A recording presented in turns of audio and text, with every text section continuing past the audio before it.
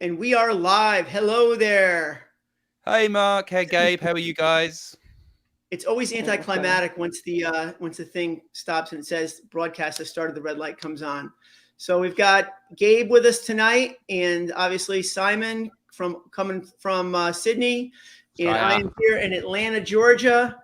And tonight we're going to talk about New Year's resolutions and really about effective practicing, what it means to set a practice schedule.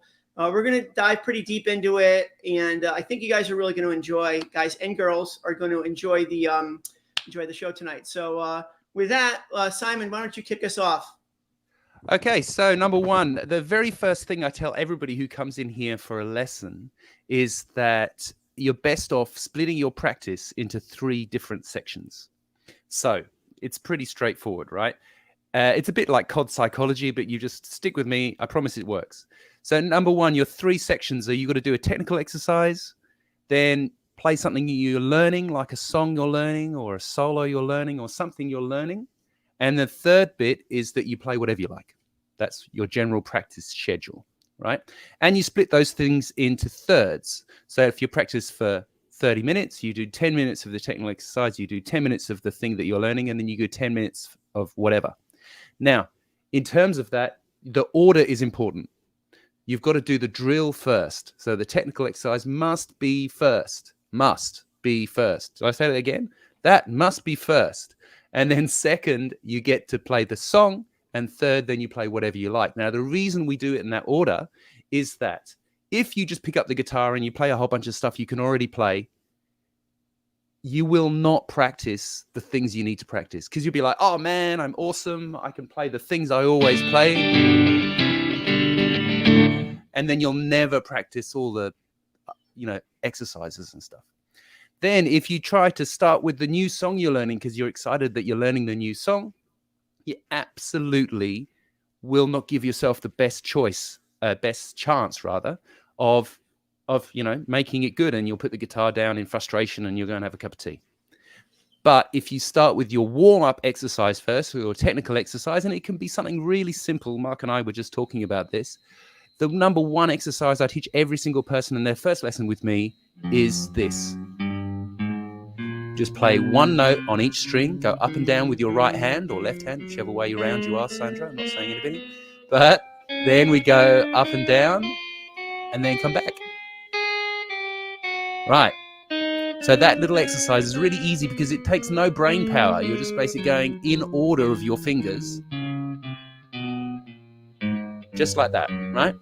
And you must use a metronome, because the metronome will allow you to judge how you're going. So this week I did it at 60 beats a minute. This week I did it at 70 beats a minute. This week I did it at 80 beats a minute. I'm getting better, because the frustrations of learning the guitar are you never know that you're getting any better because you're with you all the time, if you know what I mean.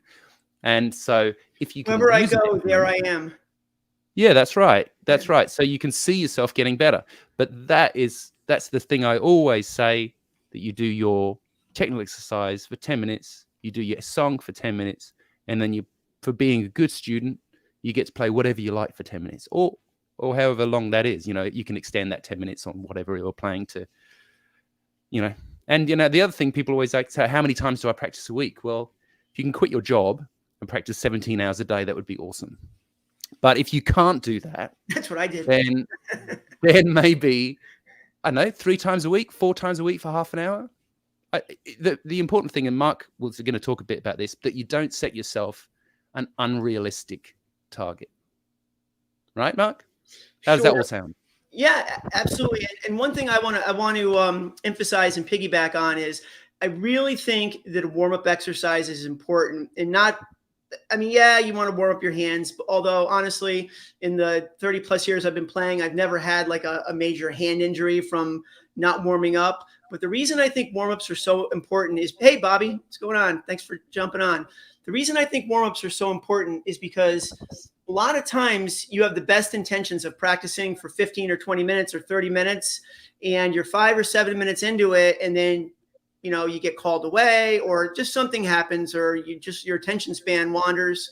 And so that warm up is the only thing that you do. So I think it's important to have a go-to warm up the minute you pick up the guitar. have a go-to warm-up, and I always like to do warm-ups that work on at least two techniques, two different things that you're learning. And I think one of the best, which is very similar to what Simon just did, is just doing a chromatic exercise. And those of you that are new, the relationship when you do chromatic is you're going to move down. As you move up each string, you're going to move down one fret, with the exception of the third and second string. You know how those two strings, it always messes everything up, right? So it goes like this.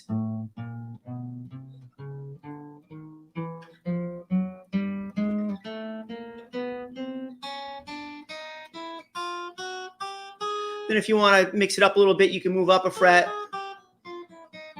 and go back down. And like he said, like Simon said, you want to play to a metronome. Now, if you're an absolute beginner and you're doing don't worry about the metronome right away. The metronome can be frustrating. So if you just picked up the guitar in the last couple weeks, then you can keep the metronome aside. But if you've been playing for at least 2 or 3 months, you absolutely should be practicing with a metronome. The other thing is that Simon mentioned is making sure that you're playing something that you enjoy playing. At the end of the day, the reason that we play guitar is to play songs.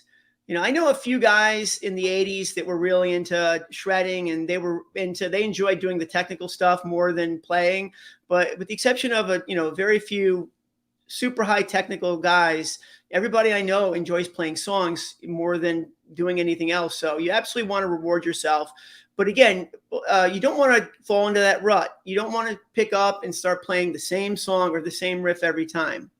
Now, I want to encourage you guys, and I'll try to put it in the comment before the end of the show. I'll find it. But I watched what I think is the best music lesson video I've ever watched the other day.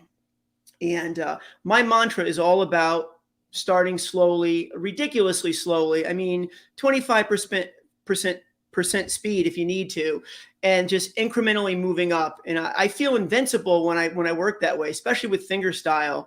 If I just take it measure by measure, even note by note, and I just methodically work through it at a really slow tempo and make sure that I'm incredibly accurate, I always improve quicker. I always say that nobody ever learned to play fast by playing fast.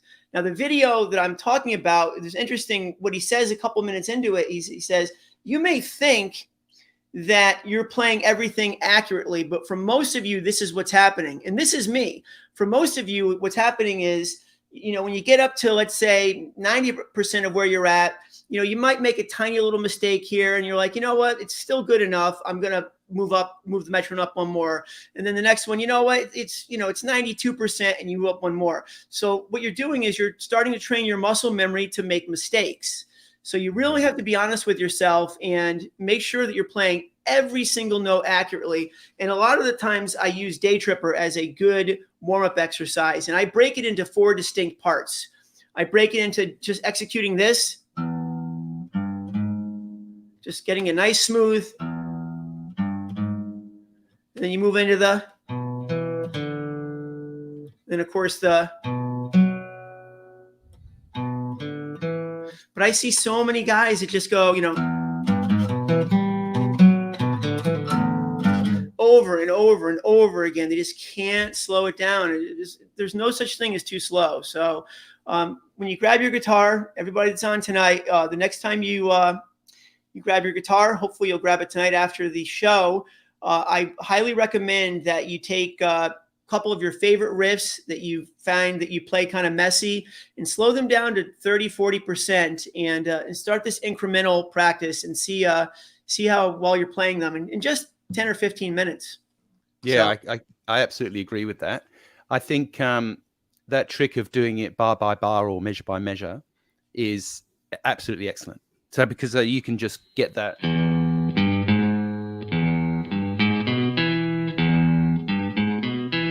Or even like collecting the bits. So like if you chop it into 4 bits, like you just mentioned, Mark, then you get part 1 done, and then you get bit 2 done, and then you glue 1 and 2 together.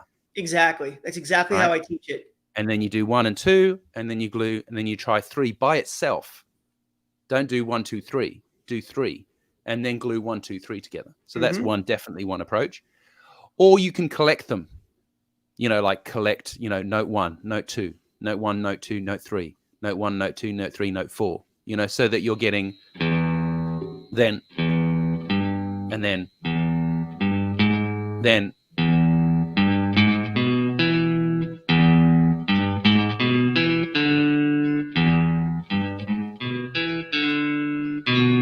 and so on and so forth.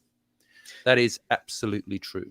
But the most important thing, executing that for a lot of people is, they think they're doing it well, but it's really important to set a high bar for what accurate is. I mean, this would not be considered, a good run through. You got to make sure that you get every note nice and smooth. You have to set a high bar for yourself. Like I said, muscle memory can be your friend or your foe. Yeah, as a matter of fact, one of my students, Hilly, just mentioned the amazing slow downer. It's the best thing ever. I think it's $10 on Android. Probably the same on iPhone, but it's an app that works with Apple Music, Spotify, or whatever service you have. It takes any song. It will slow it down all the way down to 25% speed. And it has amazing fidelity, and it'll change pitch too. So if you want to do it in a different key, but it's awesome. I use it. I pretty much demand that all of my students get it. And another thing that's really good for a lot of students tell me that the reason they rush is because they've got the song in their head. They've got that original song in their head. So the nice thing about this is you can hear the Beatles play it like this. You get that in your head, and then you play to that, or you aspire to that, rather than always, trying to match, the full speed. But it's so it's called the Amazing Slow Downer. Terrible name, but great app. Yeah, I quite like that whole thing. And you can also do, actually in YouTube, there's a little gear wheel on the window itself, and you can slow stuff down in there. Do you know that? People don't know about that. Yeah, the only thing is the 75% fidelity is pretty good, but if you go down to 50%, it's pretty bad. Yeah, so and it doesn't match up. Yeah, so so I always get people to do that.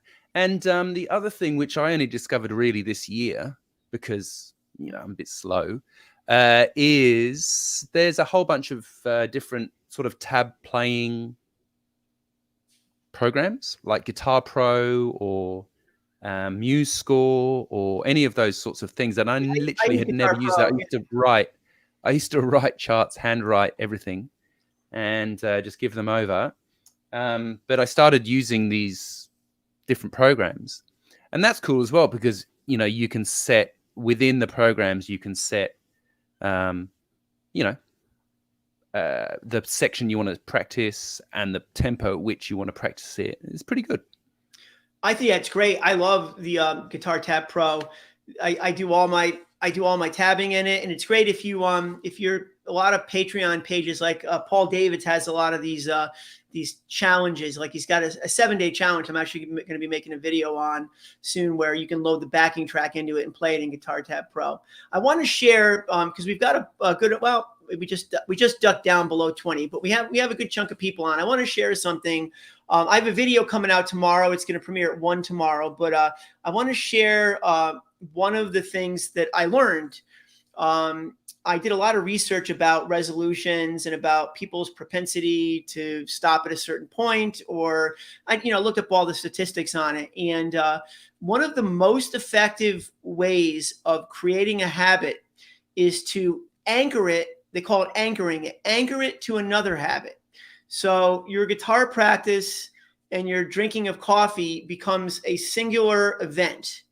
And this is supposed to be phenomenally effective. I'm actually going to try it. I'm not a regular coffee drinker, but do it with something that you do every single day. It's got to be something that you do every single day. So brushing your teeth, if you pray, I don't know, whatever you do every morning, right after that. And I would do it in the morning too. Don't wait until you get home.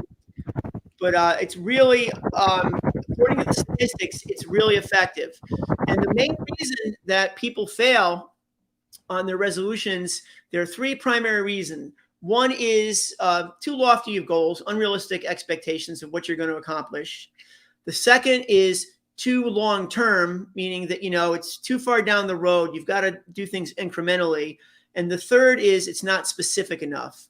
You want to make sure that whatever your goal is and whatever you're practicing is very specific. There shouldn't be any uncertainty. When you pick up that guitar, you should know, okay, right now I'm going to do I'm going to turn the metronome on to 80 BPM, and I'm going to do the chromatic exercise for 4 minutes, or I'm going to do a finger independence exercise for 4 minutes. So that's really important that you don't. Another thing is remember to tune the guitar before and after every practice session. That's another thing that can really weigh down on you. If you've got an out-of-tune guitar, especially if you're learning those first chords, an out-of-tune guitar it really takes the life out of the practice. So anyway, back over. Gabe, how are you doing? Are you alive over there, Gabe? Are you just monitoring the chat? Yeah, I'm alive. I'm watching. Anybody want to take Gabe's pulse? Yeah. Yeah, he's pumped. I can't tell you how many times I've had to go like this and stop my cat from walking in front of the camera. Yeah, cats. They're marvelous. No, bring the cat into the show, more the merrier. I've got a new puppy. Ooh. Let's see if there you go. The numbers see, go now our metric is going to go through the roof because we've got a cat on the show. Puppy, and Boston Terrier puppy. Very cute. Yeah, and they're very good. Get him later. So that thing you were just mentioning, Mark, the habit chains and all that sort of stuff. I read a book about, 3 years ago called Atomic Habits. And I put a link to the book in the chat. It's by James Clear. And, I'm not one for sort of, mate, I live in Australia, so I'm not really into the whole self-help book situation. But it's an excellent book. And it talks exactly about those sorts of little chains. And it 100% works, right? So, it's a bit like, when you get up in the morning, you get out of bed, you brush your teeth, you have a shower, you brush your teeth. And then because you've been doing that for all these years, that's just like a normal thing that you do. So then he says exactly what Mark says. You just tie your guitar practice onto the back of that. It's perfect. Really, really works. So I was doing a bit of exercise after I got up in the mornings. So I was doing a whole bunch of, different yoga-y kind of things. And after doing it for, I don't know, every day for 30 days or whatever, there was a day where I booked a lesson really early in the morning and I didn't do the exercise. And I just didn't feel right because I hadn't done the exercise. So it becomes such a habit that you miss it when you don't do it. Yeah, it just became part of my morning routine, right? So I want to address, Patrick says, as a beginner, my goal for this year are faster chord changes and bar chords. I'm going to talk about faster chord changes, then I'm going to turn it over to Simon for bar chords, because we actually talked about this before the show. It's like we prepared something. So it's I think it's important to tie certain chords together. What I teach is playing the G, C, and D together, and the A, D, and E in different combinations. Now, as far as moving between the chords, there's a couple different philosophies. My philosophy is, when you can, use fingers as a pivot, and I'll give you an example. If you're going from like an E to an A chord, here's your E. You can go to the A by pivoting and holding that first finger down and using your second, third, and fourth finger for the A chord. That's how I learned the A chord initially. Another thing that I teach is what I call leading with the index finger. Your index finger is, for most of you, is going to be, unless you live in New York, your index finger is going to probably be the finger you have the most dexterity with. And New Yorkers, they work the middle finger a lot. But if you lead with the first finger, and I'll show you what I mean by that. So if you're playing a D chord and you want to go to a G, you think about, your goal is to get that first finger down, get up there or down there, get that finger down, and usually the other fingers will follow quicker. The third thing that I teach is, the good old tried and true strum pattern, the old, this one.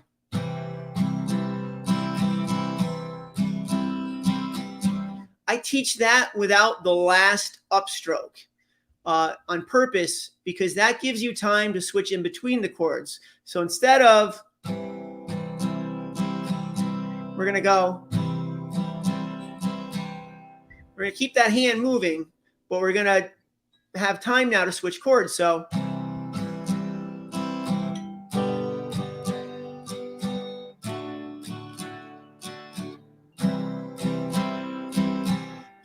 and you want to challenge yourself on this. This is one of those things where I don't want to backtrack on what I said about playing accurately, but you do have to kind of push yourself a little bit. If you're always super methodical about getting every finger in place, it's going to take longer. You want to try to really, get those fingers to the next chord as quickly as possible and troubleshoot the areas, micro analyze it and troubleshoot the areas that you're missing on. If you find that, when you switch from the G chord to the C, that, that third finger is lagging behind, then really pay attention to, how that third finger feels when you're fretting that C chord. Try to imagine your head before you play the chord. That's another methodology that a lot of people teach is, try to imagine what the chord feels like in your head before you get to it. So Simon, why don't you talk about bar chords a little bit? Yeah. So that is bar chords. Bar chords. Sorry, I'll stop chatting to everybody. Now, bar chords are really hard. That's the first thing. The second thing with bar chords is don't try bar chords until you can play all those open chords really well. Right? Just don't do it. So I generally don't teach bar chords until I'm pretty happy that people can play maybe 10, 15 songs with open chords. Because, or if people want to learn certain songs that involve bar chords. So a really popular song over here is a song by a band that nobody else outside of Australia has heard of called Flame Trees by Cold Chisel, which is a beautiful, beautiful song about, coming from a small town and going back and all that kind of stuff. You want to check it out. It's an amazing song. Anyway, I often teach that song because people in Australia love that song. But the trouble is it's in A major. So it means you have got A major, you've got an F sharp minor in there, B minor, and then it has a key change and there's a whole bunch of bar chords. So often I've just put a capo and we play it with some open chords. But then eventually when we, move into bar chords, we'll do a few bar chords. So the tips on bar chords, I would say, is with your open chords, what you can do is get used to playing them with the wrong fingers. So, for example, get used to playing an E major with these fingers. So your first finger is free, right? Like that. Guitar's actually. So there we go, right? And so get used to doing that. So you're coming from a D, G, E, for example. Whatever, that kind of thing. So being able to do that is good. All right. The A chord too, right? Yeah, 100%. So that A chord, do the same thing with the third finger. Yeah. I like that idea a lot. Either doing that, or whether you're a person that plays the A-shaped bar chords like that, or doesn't really matter. Or I do them like that. Oh my God. Right? That doesn't really matter. But just being able to do that is going to be helpful, right? And then first finger flat. Just get your first finger flat across the fretboard right now. So the thing that I often see, there's two things that people do. They either try and put their finger in, it goes too high up at the guitar. Most common for sure. Right? And so then what that means is the rest of your hand is in no man's land here. You're not going to be able to play anything up here, right? So that's quite important. The second thing I would say is that your thumb actually is an important thing. If you don't get into the habit of having your thumb pop over the top. Now, when you see me play here, right, you can see my thumb is over the top, but I'm literally not using it anymore to help me play those chords, right? Do we have any anthropologists out there? Isn't the thumb, the opposable thumb, isn't that the reason that we dominate the all other animals on the planet? I think so. I think that has that and something to do with our brains. Yes, there's something like that. And so that thumb thing, if your thumb is in the right place, you see there? it's going to be much easier to play that bar chord.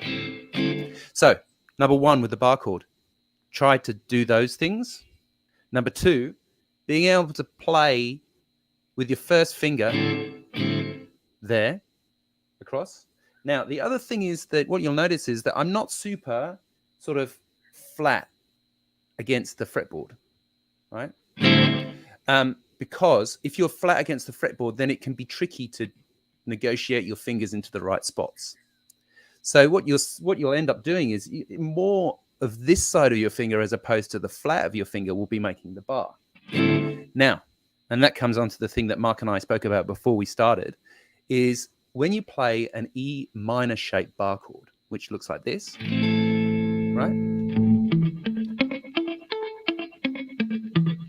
Right. The thing that always happens is if you've got your finger flat, the G string, the third string, you will get that. It won't play properly because the way that most people's fingers are is that they've got a little fold under there where the knuckles are. And annoyingly, the third finger fits almost exactly under one of the folds. So you're not getting the proper pressure against the string. So, but if you turn it to the side a little, that will be much, much easier. So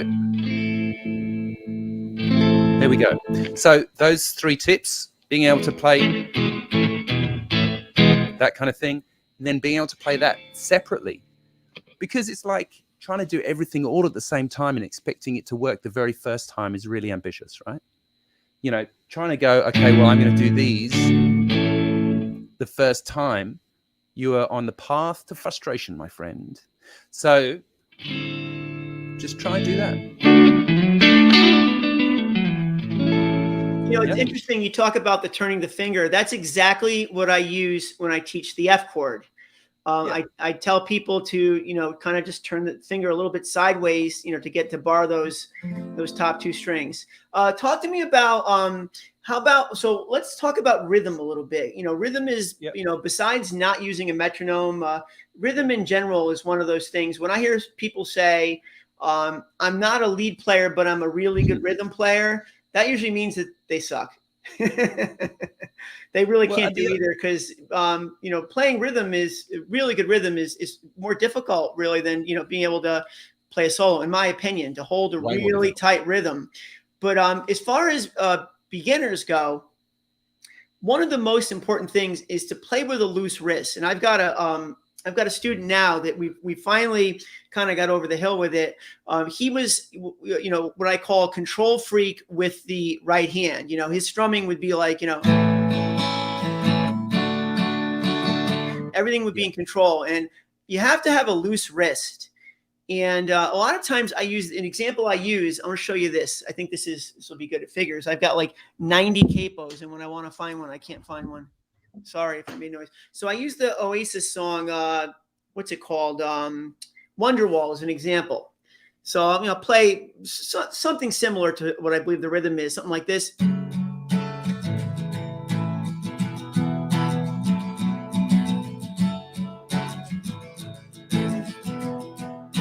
I think that's close. Yeah, that's it. That's what my hand's doing.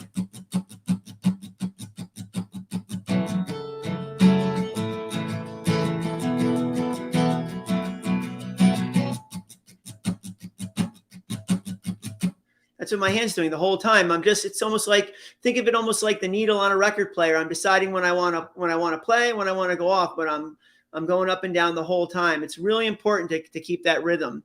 The other rhythm that you should work on relatively early is the shuffle rhythm. I guess we'll get into that's a little more advanced. We'll get into that in more detail in another lesson. But you got something else, Simon? I do, yeah. So with the strumming, people often say, "Oh, my rhythm's no good." It's because you need to practice it. Oh, I can play the chords and I can move my hand around the guitar and stuff, but my rhythm is no good. It's not true. You just need to practice the rhythm. It's like I said with the bar chords. You can't expect yourself to be able to play, that whole thing all at the same time, the very first time. You know, give yourself a bit of a break, man. You know, so where we've got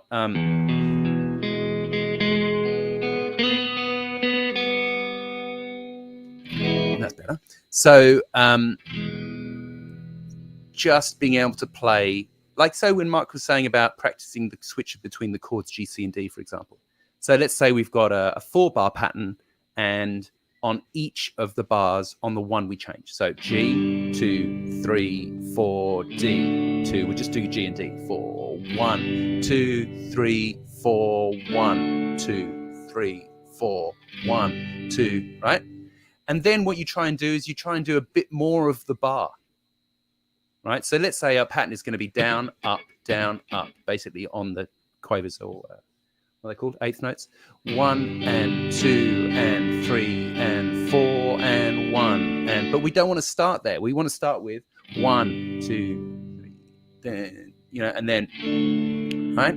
And then try 1 and 2 and 3 and 4 and 1. And because the important thing is that you're on the 1, 3 and 1. And because every single time I teach somebody who says their rhythm is no good, and I ask them to demonstrate what they mean, they do something like,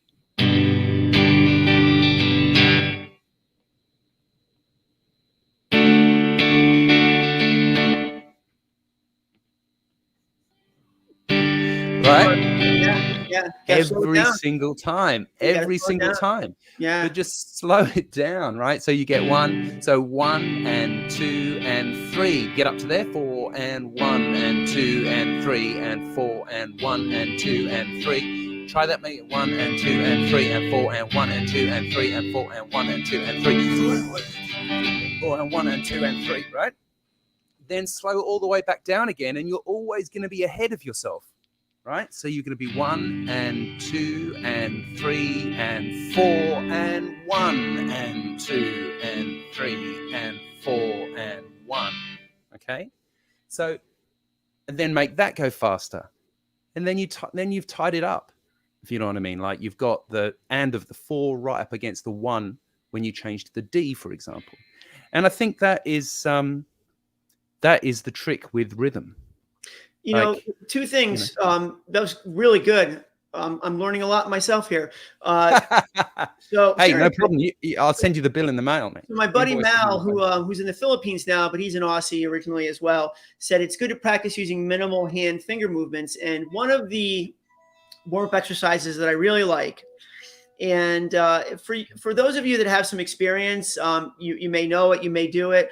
If you're a beginner, advanced beginner, it's a little tricky to start with, but you're basically going to go like this. And I don't know how close you can see, but I'm going to take my fingers and I'm going to play. Now, when I move to the next string, I'm just going to move the one finger. And you'd be surprised. It's a lot more difficult than it looks, getting that finger independence. And this really exercise practices two things. Not only does it help you practice finger independence, but it also helps you practice fretting accuracy. That's something that very few teachers talk about, is fretting accuracy. I'm really picky about that. I see players that overshoot the the fourth finger, the pinky, they'll be like that. They may get a clean note, but it's really important to get on the fingertips. Have good hand position. A couple things that I teach on top of that are, as far as hand position goes, I always say, pretend you're catching a softball. If you're playing rock and roll guitar or whatever, you don't need to be in a classical position, but you can't be like this either. You have to have the thumb behind the guitar. And if you're one of those that typically lets the thumb creep up over, as you're playing scales, you want to at least have a couple movements as you're moving up the strings. So for instance, the minor pentatonic, if you start off like this and my thumb's up here, what I'll normally do is I'll make an adjustment right there. Now, I've been playing for a long time. I make one adjustment. So you can move smoothly along, but you want to pay attention to that, because if you don't move your hand, here's what happens. And this is a very common mistake that lots of players make. And that's, you're here. By the time you get up here, if your thumb's still there, now you got these fingers like that. I don't know if you can see that, but you're all scrunched up. You need to have some daylight. You need to have some space. The last thing I want to say about rhythm, then I'll shut up. For those of you that are more advanced, those of you that gig, people ask me all the time, what can I do to make my sets sound more interesting, to make my gigs sound more interesting? Now I'm speaking specifically now to solo, coffee house guitarists. It's really important to mix up the songs as far as the rhythms go. So you don't want to have like Take It Easy and Brown Eyed Girl. And, there are some times I'll go to, like, there's a Mexican restaurant I go to, and to me, it just sounds like this the whole time. I don't even know what he's playing, but it's just the same thing over and over again. It's really important to mix it up. So, stuff like one of the songs I'll do is like, Is She Really Going Out With Him?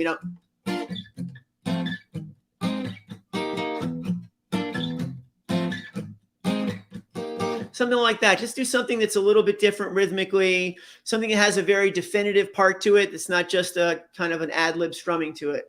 But that will really, I think, draw more people as you switch songs. It'll draw more people to listening to what your next song is. And if they like the song, they're more likely to perk up and, and give a listen, take their head up from their burrito. Yeah. Well, that's exactly true, because you don't want to hear it, but then it's like a wall of noise, right? If you play the same sign and rhythm every single time. Yeah. Makes sense, right? Yeah. Now, Tracy just asked about your thumb thing. So we talked a little bit about the thumb thing before. Like Mark was saying, you don't want to be grabbing the whole thing. At the same time, you don't want to be sort of super, here I am playing my classical guitar kind of vibe. But the more you play, and I said this before, the more you play, the less you use your thumb. Right? Would you agree, Mark? I'm sorry. I was reading a comment. No, that's right. The more you play, the less you use your thumb. The better you get, the less I've used unless I rely on my thumb, is probably the better way of putting it. So, for example, if I'm playing something that stretchy, I've only got small hands, right? Anyway, there's a joke in there. But when I play stretchy things like Message in a Bottle. Right. Now, in order for my hand to be able to get there, if I've got my thumb up here and I need to play that C sharp add 9 or whatever it is, that's just impossible. I'm never going to get there. Yeah, you have to exaggerate. Right? So what I have to do is tuck. You tuck and move the thumb, right? You have to tuck in too. That's right. So you see my thumb, how low it is on the neck there. Yeah. Right? So I can get there. What a great song, by the way. Yeah. I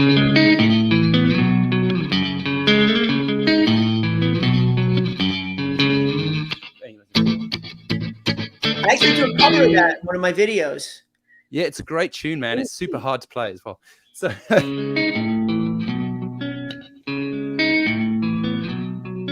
So for example, if I was practicing that to play that at a show or whatever, how I would practice it, I would be playing, and then I would do that again. Then I'd loop that. Right? And then I would slow it back down and add the third chord in. So I would play. Right? And then I would loop that. So I would play.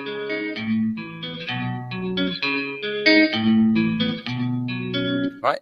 And, like that last time through the fifth note, I didn't play very well. So I would probably slow it down and start again there. Do you know what I mean?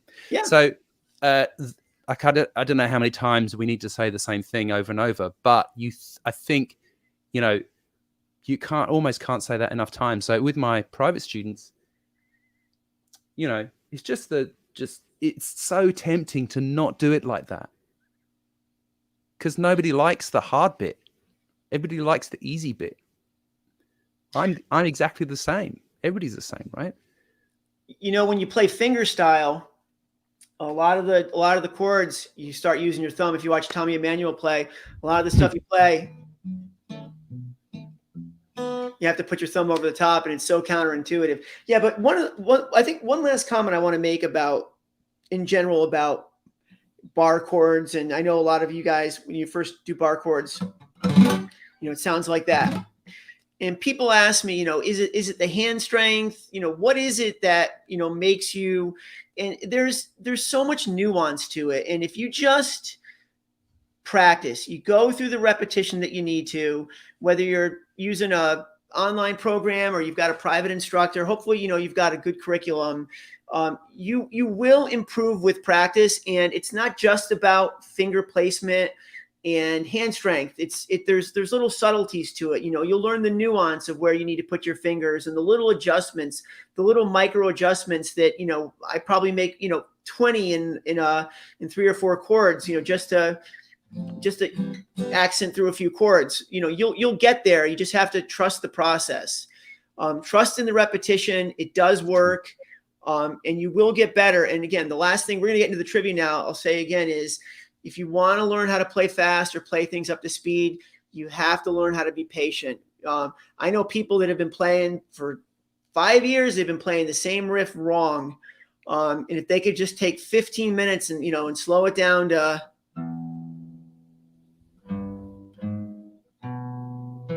but they just can't. There are people I know that just can't do it. They literally cannot do it. So just try to discipline yourself and do it. All right. Are we on for trivia now? Yeah. So I just want to do we do a quick summary of what we spoke about? Yeah. So the things I sort of mentioned are split your practice into 3 sections. Your warm up, the thing that you're learning, and then for being a good student, you get to play whatever you like, right? The other thing I mentioned was, doing, when you do practice those bits, effectively, so really concentrate on, like you just said, Mark, with the bar chords, being able to play the alternate versions of the chords open and then play with your first finger and then put them together. And that was pretty much a summary of what I said, I think. What did you come up with, Mark? I think the most important thing is to be consistent and be consistently. I've done like 4 videos on this, and I have a video coming out tomorrow about resolutions. And I actually, I went down the rabbit hole on this one. I ended up having to write out curriculums for 30 days for beginners and advanced beginners. And there's a whole, you can download. For those of you that just want to try this, it's just 10 minutes a day for 30 days. It's a simple challenge. Your number one goal is just to develop the habit of picking that guitar up every day and doing a couple simple exercises. For beginners, at the end of it, you'll learn some chords and some finger strengthening exercises, but you'll also learn how to play Smoke on the Water and Satisfaction and Knocking on Heaven's Door. Advanced beginners are going to do Day Tripper. And anyway, you can check it out. It premieres tomorrow. But the most important thing is, number one, is to set the bar high for yourself. This is not a good playthrough of Day Tripper.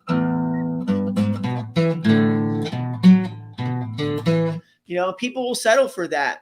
And I use the 8 times rule. If you can't play something 8 times perfectly, you probably don't have it. If you're playing it 4 times perfectly, it means that you just got lucky those 4 times. It's at the edge. It's at the edge of where you're at, and you're getting lucky sometimes and you're missing it sometimes. There shouldn't be any anxiety when you're playing stuff. You should be playing slow enough where there should be no anxiety. You should, what I call it is having it under your fingers, being in control. So with that, exactly right. Let's wake Gabe up. Gabe. Hey, Gabe. Oh yeah, and one last thing. Sorry, Mark. I put together a similar sort of New Year's sort of video on 5 things that I wish somebody told me before I started playing guitar. How about this? If you just spent, not only you, and people in general, if you spent 1/10 of the time you spend looking at gear, practicing, think about that, right? Those of you that 2-3 hours a day spend, just 1/10 of that time.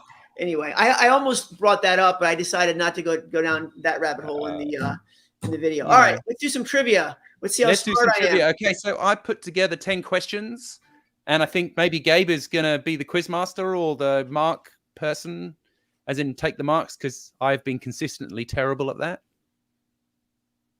Okay, so Gabe, are you going to ask the questions, or what's going on here? Whatever you want me to do. But if I have to go read the questions, I'm gonna have to kill my camera if that's fine. Okay, so Simon read the camera because everybody's getting used to having your face there. They want to, you know what it reminds me of? This is a true story. He's going to laugh. There was this band. This is so weird. When I was in high school, it wasn't Battle of the Bands. It was a talent show. And there was this band called, nobody's on here from where I went to high school, called Casper Hauser. So they're on stage playing and they play 2 songs. And I have no idea why, but while they're playing, sitting in the middle of the stage, like between the 2 guitar players, is Vinny DiCenzo with a big urn spitting dip into it. It was like the most bizarre thing I'd ever seen. That was part of the show. Like Vinny, I'll never forget that, Vinny DiCenzo. So you're kind of like our Vinny DiCenzo, Gabe, tonight. Okay, so I'm going to ask the questions, right? And then Gabe, you're going to keep hold of the. Yeah, you keep track of who gets them first, and then let me know. Gabe, give me the signal when I can answer. Okay, so true or false? Penny Lane is named after a real street in London. True or false? Penny Lane is named after a real street in London.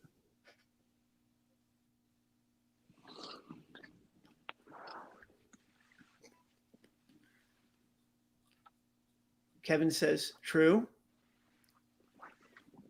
Yeah, so if you think true or false, you've got to tell me why, maybe, instead of just... Yeah, why is it true? Why is it false? Well, that's kind of leading to the answer if you have to say why.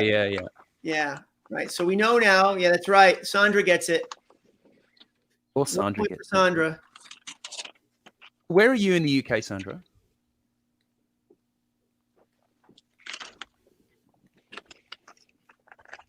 There's a lot of pools. In the UK. Blackpool, Liverpool.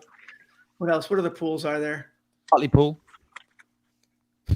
You never even heard of that place. No, what do we have here? What's the American version of pool? Somebody help me out here. Ville, yeah, Ville's good, yeah. What's the one in The Simpsons? The name of the town in The Simpsons? Smithfield. No. Oh, Springfield. Yeah, Springfield. Yeah. Field. Nelson near Manchester. Nelson Pool, Manchester. I know. Doesn't Manchester have a soccer team? I'm kidding. Yes, they have a few soccer teams. All right, next question. So, can I tell you the answer? Go ahead. Tell us the answer. What's the answer? So the answer is false. Penny Lane is a street in Liverpool. Right. Sandra got that. She said false, Liverpool. Yeah. All right. Now, number two. So who are we claiming the winner there? Sandra's the winner. Yeah, Sandra got the first one, yeah. Well, movies and stuff said it first, said false first. Awesome. Look at Gabe got really little now. Who is the bass player of The Who? Who was the bass player of The Who? He went out like a rock star. Yeah, that's pretty impressive. So he went out like a rock star. And then they literally played that night, didn't they? The next night, I think I saw them like 4 days later. They played at the Garden. They were in Vegas, and so the guy dies, and then the next night they do the gig. There we go. That's hardcore. Yeah, John Entwistle. Yeah. So who we get there? I think Kevin. Kevin got it first, right? What's John Entwistle's nickname? Bonus question there. Oh, that's a good one. Ox. You're not supposed to answer. Oh, you gave it away, Gabe, too early. All right. Sorry.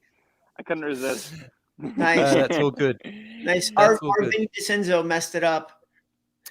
Okay. Number 3. I basically picked a whole bunch of UK-centric questions today. I just thought it was a bit more niche.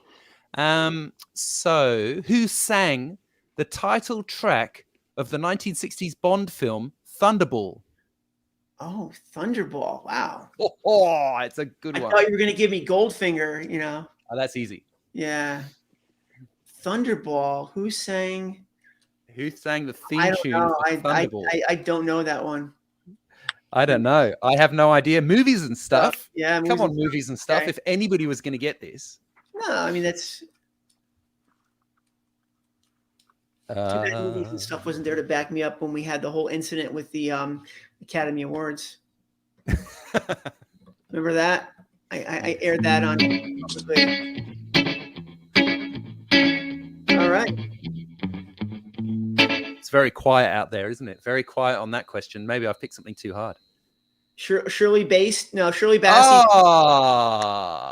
So Mark Hill pulls up Tomorrow Jones. I think that might be an autocorrect situation. Yeah. I know him. He's one of my students. He definitely didn't Google it. He knew it. Tomorrow Jones, the famous Tomorrow Jones. Yes, Tom Jones sung the theme tune to that Bond movie. Now, what are we up to? Number 4. We've got Peter, Paul, and Mary famously sang Leaving on a Jet Plane. But who wrote and sang the original version? I'll talk a little bit. I won't mention who it is, but this person was actually ready to give up. The story goes that this person was ready to pack up and move back home and give it up as a musician. And this song became a #1 hit. There you go. Zidane. Zach. Zidane. Or no, Turk got it first. Hold on. Turk got it first. Tusk. I'm sorry. Tusk. All right. Okay, cool. No, I don't know. It depends. Let's see where we are in the chat there. So we got Zidane, I got John Denver, and then Tusk is a bit later in my chat. Okay. The other way around. Right. Yeah, fortunately, we've got Gabe. Gabe is keeping up with all this stuff because like I said, I was terrible at that. So, next question. Next question. This is a great one. What is the best-selling single of the 1960s in the UK? Best-selling single of the 1960s in the UK. I know what the best-selling single of the 70s is. Oh, do you? Yeah. What's that? Mall of Kintyre. Yeah. The best-selling single of the 60s. All right. That is just the best. That is, I mean, like, you know, I love a bit of Paul McCartney, but it's kind of weird, isn't it? I'm going to throw out some. It's not Theme from Summer Place, is it? No, it's like a rock and roll tune. Okay. That was movies and stuff. Fired it up. She Loves You? Fired it straight up. That's good. I like it. All right, movies and stuff, yeah. Yeah, I think somebody can check this. I think the best-selling single of the 60s in the U.S. was Theme from Summer Place. Oh, really? I don't know that.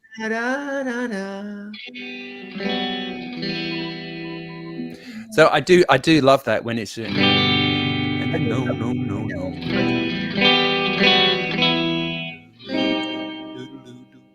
It's a great.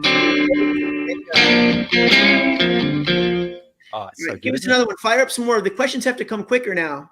You're quicker. Okay. Sorry, I got distracted by the She Loves You. The Animals, the UK band The Animals, formed in which city in the UK? It's not a pool.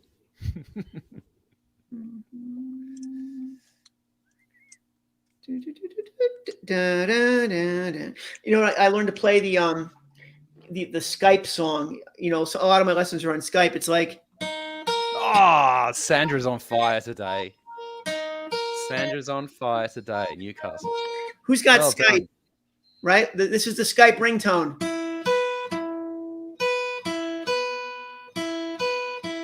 Birmingham. That is a niche bit of knowledge. Newcastle upon Tyne. Okay, Newcastle upon Tyne it is. All right, number 7. Which iconic BBC music show premiered on the 1st of January 1964? Wait, say that again. I'm trying to double. Which iconic BBC music show premiered on the 1st of January 1964? Okay. It's very famous to me. Probably very famous. Here we go. Where are we up to? Zidane, another Zidane. Zidane firing it up today. Copies to Theme from Summer Place, so. Okay, number 8. Number 8. Which band were recording their first album at Abbey Road while the Beatles were recording Sgt. Pepper's Lonely Hearts Club Band? I know this one. I'll talk about it after we get it. Which band were recording their first album at Abbey Road while Beatles were recording Sgt. Pepper's Lonely Hearts Club Band? Soon after dark, Emily cries. Oh, I like Jimi Hendrix. Badfinger. That's good. I like it. Not right. There's no other way.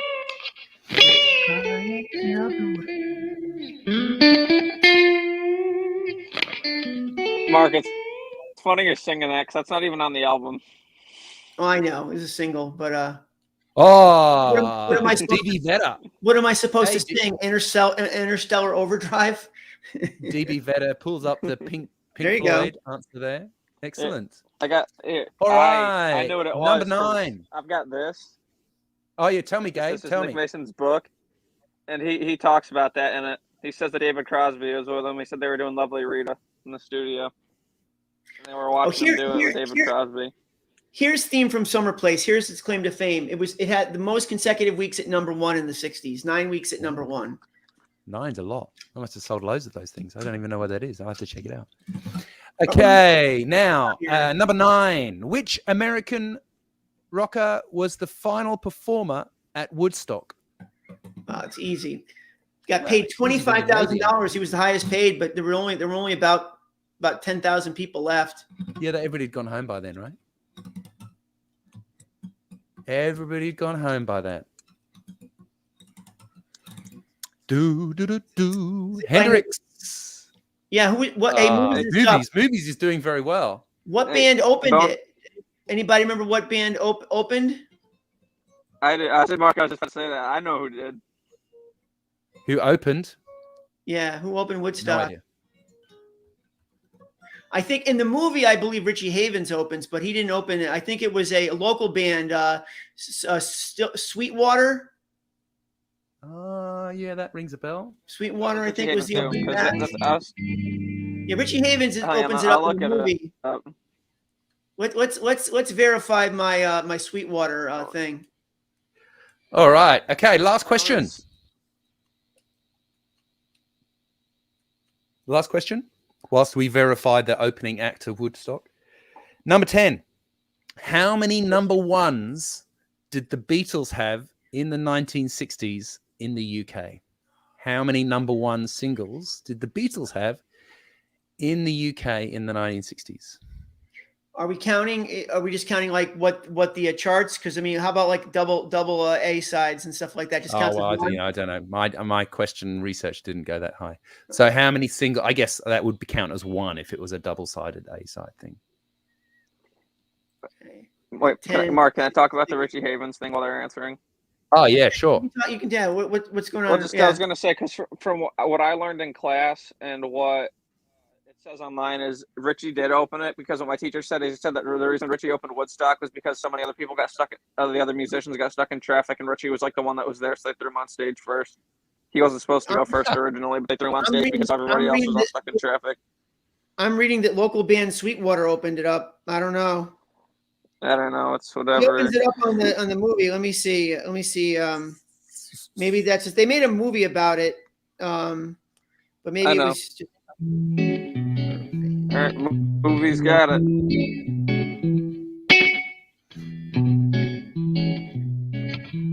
Right, Simon, Movie's got it.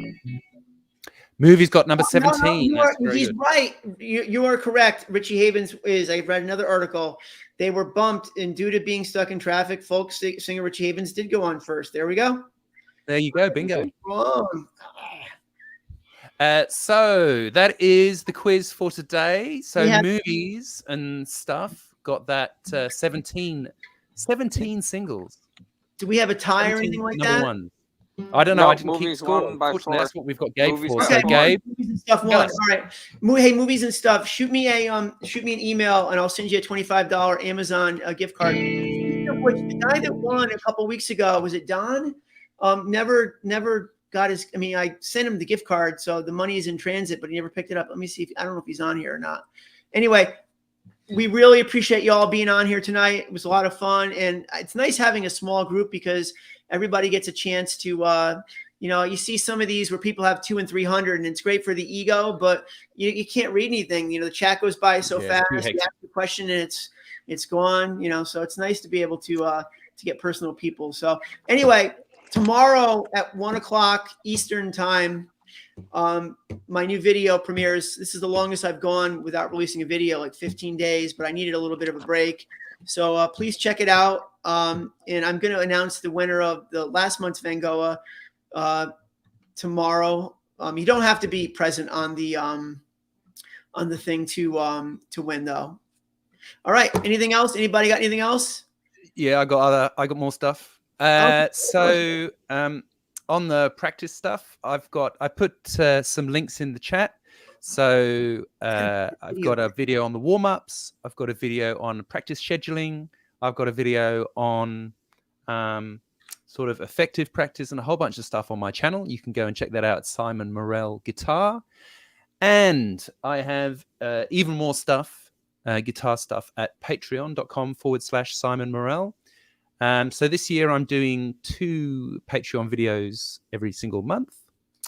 And every single video that I put up at Patreon about 2 months before they premiere at YouTube.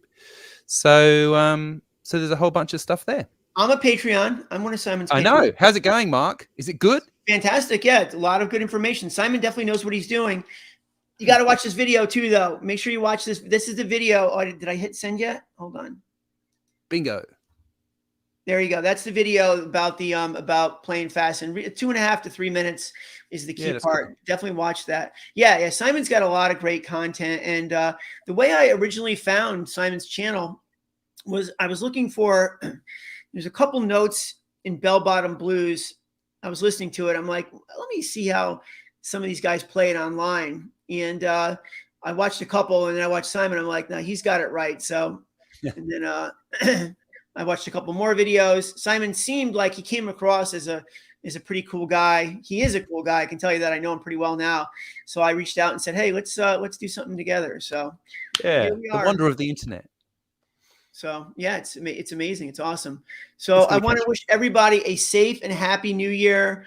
Please be safe and healthy. Our family got hit with with COVID, not me, but my son. Everybody's healthy, but just be safe, be careful. And any last parting words from anybody else? No, happy New Year, man. Yep. Everybody be safe and take care. Don't forget to email me movies and stuff.